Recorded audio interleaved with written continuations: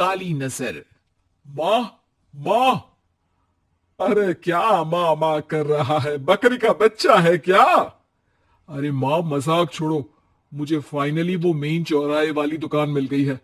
अब देखना, आपका बेटा दुगनी स्पीड से पैसा कमाएगा। ओफो, ये क्या? मेरी ऑनलाइन मेकअप क्लास चल रही है। इतनी जोर से क्यों बोल रहे हो आप दोनों? अरे मेरी धर्म पत्नी जी, मेकअप क्लास बाद में करना। वो चौराहे वाली दुकान मिल गई है हमको। अरे वाह! रुको, मैं अपनी माँ को फोन लगाकर बता देती हूँ। अरे मैं भी अपने रिश्तेदारों को बता देती हूँ। कितनी खुशी की बात है। हाँ हाँ, मैं भी अपने दोस्तों को बता देता हूँ। 1 हफ्ते बाद रजिस्ट्री है। बस, घर में खुशी का मौका था। उन तीनों ने अपने अपने फोन उठाए और लोगों में बात फैलाना शुरू कर दिया।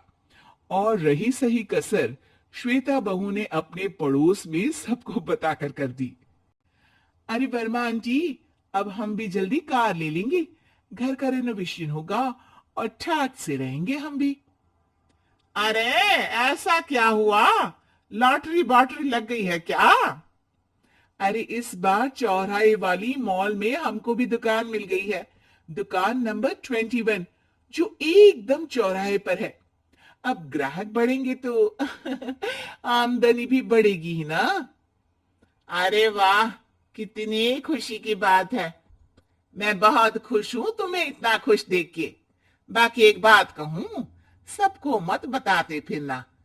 किसी की नजर लग जाएगी तो खुशी की खबर वापस लौट जाएगी। हैं? ऐसे थोड़ी ना होता है। अब डरा रही हो। अरे सही कह रही हूं। काली नजर कहते हैं इस चीज को, जब आप किसी को कुछ बताओ और वो काम बिगड़ जाए। अरे लेकिन मैं तो। तुमने सबको बता दिया ना? हाँ, फोन लगा लगा के। अब बच के रहना। काली नजर बड़ी खतरनाक होती है। श्वेता इतनी खुश रहती है कि वो वर्मा आंटी की बात पर ध्यान ही नहीं देती, जबकि पड़ोस में और भी लोगों से खुशी की खबर शेयर करती रहती है। अगले दिन राजेश बहुत दुखी होकर घर आता है। अरे बेटा, क्या हुआ? मुंह क्यों सूजा हुआ है? मधुमक्खी ने काट लिया क्या? माँ, वो दुकान किसी और के पास चली गई। किसी ने ज्यादा भाव लगा दिया। अरे पर बात तो आपसे हुई थी ना उस दुकान वाले की। हाँ, आज मैं टोकन अमाउंट देने गया था, तब मुझे पता चला कोई आकर सुबह मुझसे पहले ही ज्यादा अमाउंट दे गया। काली नजर। क्या? क्या कहा? वर्मा आंटी ने समझाया था कि किसी को बताना मत, वरना काली नजर लग जाएगी। अच्छा, तुम्हें उनकी बात मान लेनी चाहिए थी। उनकी बात मान लेती, लेकिन उसके पहले ही सबको बता चुके थे ना हम तीनों। अरे अगली बार से ध्यान रखेंगे। कोई भी नई चीज होगी तो किसी को नहीं बताएंगे। तीनों कुछ दिन ऐसे ही रहते हैं, पर एक दिन श्वेता को एक मेल आता है। राजेश, मेरा ऑनलाइन मेकअप कोर्स कंप्लीट हो गया। अब मैं खुद का पार्लर खोल सकती हूँ। अरे वाह, अपने मोहल्ले में ही खोलते हैं। ये जो घर के सामने दुकान है ना, वहीं। हाँ, यहाँ सस्ती भी मिल जाएगी। अगले दिन श्वेता वर्मा आंटी के पास जाती है, मिठाई का डब्बा लेकर। अरे आओ आओ, कैसे आना हुआ? जोर से नहीं बोलूंगी।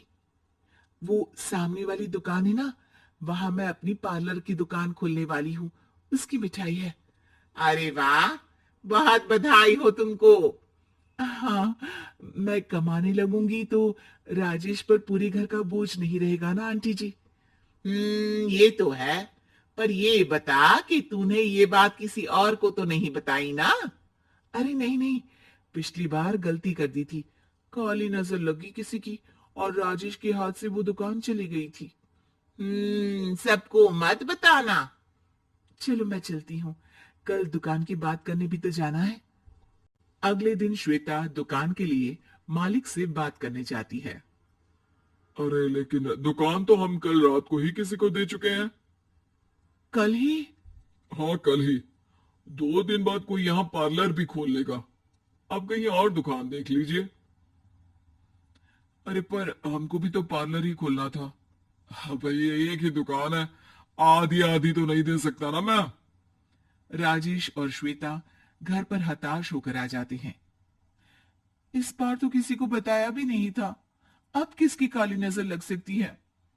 सुनो, तुमने माँ को बताया था क्या? अरे कैसी बात कर रही हो, माँ की नजर थोड़ी ना लगेगी। पक्का तुमने किसी को नहीं बताया था ना? सिर्फ वर्मा जी को बताया था, उन्होंने ही मुझे किसी को नहीं बताने को कहा। अरे यार, तुम भी सही हो, मेरी माँ को नहीं बताने को कह रही हो, पर वर्मा आंटी को बताना तुम्हें जरूरी लगा। अरे वर्मा आंटी ने ही तो काली नजर के बारे में बताया था ना, वो हमेशा हमारा भला ही तो चाहती है। मेरी माँ भी हमारा भला ही चाहती है। अरे पर चिल्ला क्यों रहे हो? बात नहीं कर सकते क्या आराम से? नहीं आता वो आराम से बात करना, और करना भी नहीं चाहता हूं मैं।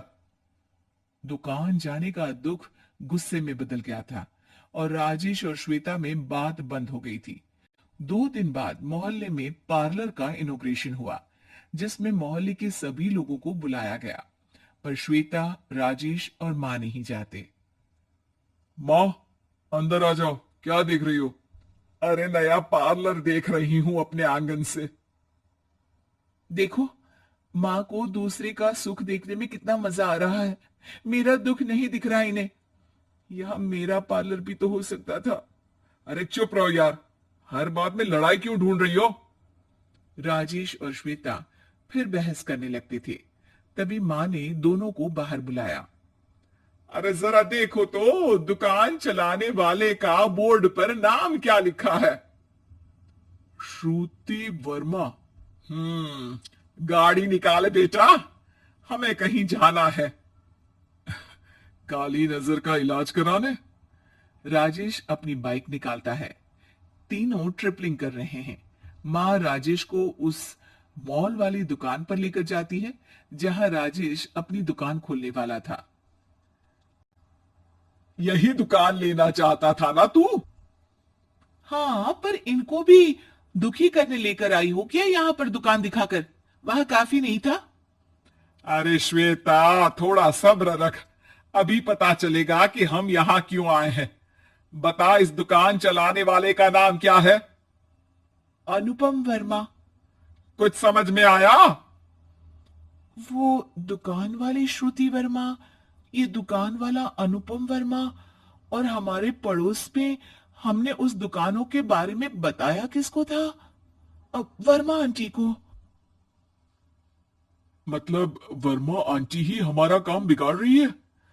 नहीं नहीं, ऐसा नहीं हो सकता, ये बस इत्तेफाक है। राजेश अपना फोन निकालता है और श्रुति वर्मा और अनुपम वर्मा के नाम फेसबुक पर सर्च करता है, जहां ये दोनों ही वर्मा आंटी के रिश्तेदार होते हैं। श्वेता को समझ में आ जाता है कि वर्मा आंटी की ही नजर काली नजर है। अब क्या करना है?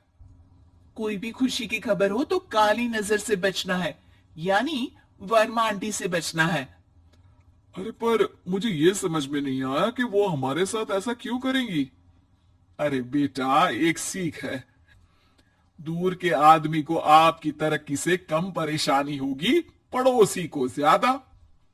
दोनों माँ की बात में हामी भरते हैं और अगला काम चुपचाप करने की कसम खाते हैं, ताकि आगे से वर्मा आंटी कोई काम ना बिगाड़ है कि आपको हमारी ये कहानी पसंद आई होगी।